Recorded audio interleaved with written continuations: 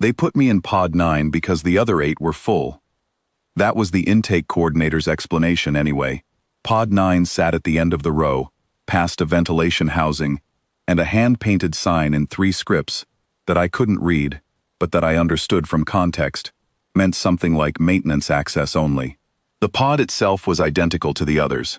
A chair, a visor hood that descended from the ceiling on a jointed arm, and a flat display on the wall outside where the examiner could watch the readout populate in real time.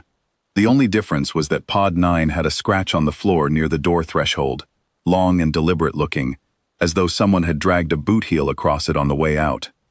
I sat down. The hood descended. I waited. The cognitive resonance assessment was the Academy's baseline sweep, the instrument that placed every new intake cadet on the classification grid before the curriculum began. 14 cadets had run through the other pods that morning, while I'd been sitting in the wrong room, waiting for an intake form that had apparently been filed under my species designation rather than my name.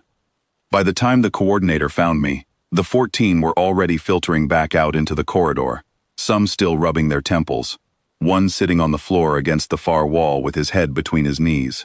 The sweep took most of them between 40 minutes and an hour. The Velketh cadet who'd run through Pod 3 in 22 minutes was considered exceptional. I heard the coordinator mention it twice. I did not know what the array was going to do. No one had explained the mechanism to me in language I had access to, only that it would take a baseline reading and that I should sit still and try not to resist the process. I was not planning to resist anything. I just sat in the chair. Examiner Velorath stood at the display panel outside. I couldn't see her from inside the pod, but I'd noticed her in the corridor. She was Keth Sorvani, bioluminescent ridge crests running from her temples down to her jaw, the color shift range apparently functioning as something between facial expression and vocal tone depending on context. She'd been a steady amber when she waved me into Pod 9, the amber of someone who has performed the same competent task for many years and expects to perform it once more. The array began. I'm not sure what it was supposed to feel like. The cadets I'd spoken to afterward had described it in fragments: a pressure behind the eyes, a sense of being listened to very closely, a series of images or tones arriving in quick succession and then withdrawing, like someone thumbing through the pages of a book they'd already read. The standard sequence, as I later understood it, ran 11 bands of ascending stimulus complexity and measured the response pattern at each band. How the mind organized incoming signal, what emotional registers it defaulted to, how quickly it settled after disruption. The system had been running for 63 years. It had a classification for everything it had found. What happened to me was different, and I did not understand that anything unusual was occurring until it was over. The first bands arrived and I processed them the way I processed anything. Not with effort, just with the ordinary attention I applied to the world when nothing else was demanding it. Sounds, I think, or something like sounds. Patterns. The sense of a question being asked at a frequency slightly below language. I heard it the way you hear rain on a roof when you're reading. Present, noted, not unwelcome. And then I went somewhere else. Not away from the pod. Not away from my body in the chair, just somewhere inside the ordinary contents of my own head, which were apparently more interesting to me than the array's stimulus sequence. A memory of my grandmother's kitchen, the particular yellow of afternoon light through a curtain, the smell of something burning just slightly in a pan. A phrase from a book I'd read on the transport here, 3 weeks ago, that I hadn't thought about since, but that I now could hear very precisely in the author's cadence. A question I'd been meaning to ask my bunkmate about the ventilation schedule that I kept forgetting. The scratch on the pod threshold. Whether it had been deliberate. The array, as far as I could tell, followed me. That was the part I didn't understand, until Vel Orath explained it much later. The system was not designed to project stimuli and record passive response. It was designed to trace. It followed whatever the mind it was reading chose to attend to, matching its own signal to the mind's movement, trying to build the map in real time. It had never had trouble doing this. In 63 years of operation, it had always found the map. What it found in me was a map that kept generating new territory. I don't know how long I sat there. Long enough for the afternoon to shift. The ventilation tone changed at some point, which I noticed, and then filed away with the other things I was noticing. Long enough for the display outside to go through 11 bands, and then begin again at band 1, because it had not yet found a classification for what it was reading. Long enough for it to run through the sequence a second time, and a third, and somewhere in the middle of the fourth pass to produce a result field that the system did not have language to populate. The hood rose, the pod door opened. Velorath stood in the frame. Her ridge crests were a color I had not seen on her before.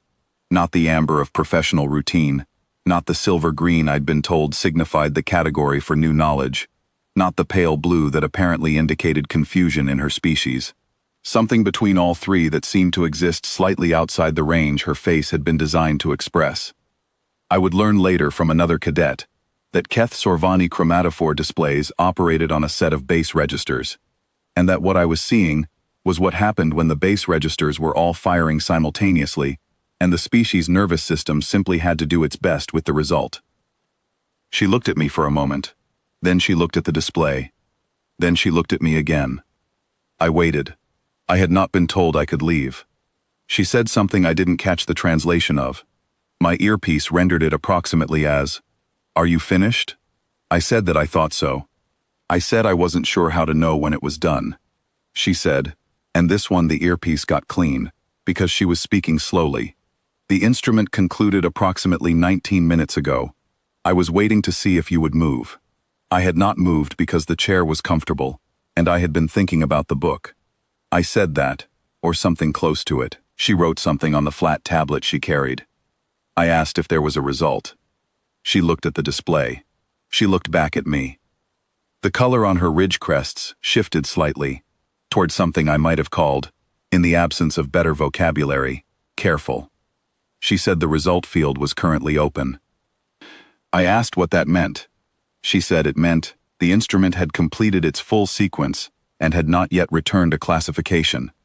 I waited. I didn't know if I was supposed to apologize for this. She asked me 3 questions, short ones, practical. Whether I had experienced any discomfort. Whether I had tried to obstruct the process. Whether I had any neurological modifications I hadn't listed on the intake form.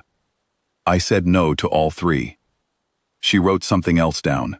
Her ridge crests were still that nameless color. I asked if I needed to sit in the chair again. She said she didn't think so. She said she needed to consult with the instrument's technical division about how to proceed. She said this in a tone that was professionally neutral in the way that very unusual things sometimes produce professional neutrality, when the person in charge has decided that the appropriate response is to continue performing their role very correctly until they have had time to think. She told me I could go to the mess hall. I stood up and stepped over the scratch on the threshold and went down the corridor toward the smell of whatever was being served for the midday meal. The file from Pod 9 stayed open. I know this because I asked about it 6 weeks later, and the administrator I spoke to pulled it up and looked at it for a moment, with an expression that didn't need any chromatophore shifts to read, and then said that yes, it was still open, and that they were still consulting, and that my placement in the curriculum had been handled through a parallel process, so it didn't affect my standing. I asked what the instrument had found. He looked at the file. He scrolled through something. He looked up at me with the particular expression of a person who has been asked to describe a color they have never seen. He said the instrument had found a great deal. He said the difficulty was that none of the categories fit what it had found. I thanked him and went back to class. The book I'd been thinking about in the pod was on the reading list for the following term's elective. I put my name on the list that afternoon.